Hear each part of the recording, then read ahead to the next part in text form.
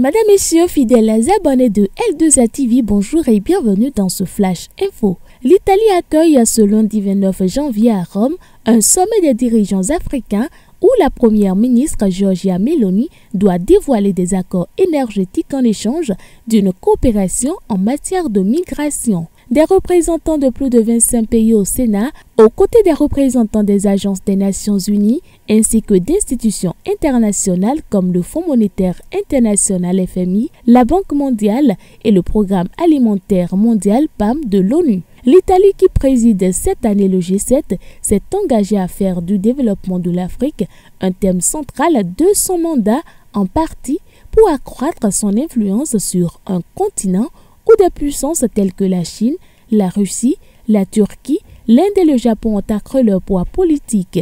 Sont notamment annoncés les présidents de la Commission de l'Union africaine, mais aussi des Comores, de la République du Congo, de l'Érythrée, du Ghana, de la Mauritanie, du Mozambique et du Zimbabwe. D'autres comme l'Algérie, le Tchad, l'Égypte et la RDC ont dépêché des ministres. Ce sommet, qui s'achèvera ce lundi soir, se tient après le retrait de la Communauté économique des États de l'Afrique de l'Ouest, CEDEAO, du Burkina Faso, du Mali et du Niger. Ces trois pays ont officiellement rendu publique leur décision de ne désormais plus faire partie de la dite organisation.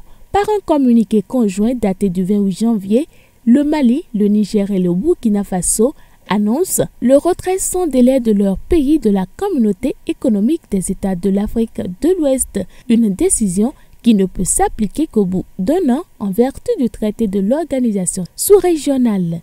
Après l'annonce du traité, la CEDEAO s'est déclarée prête dimanche dans un autre communiqué à trouver une solution négociée.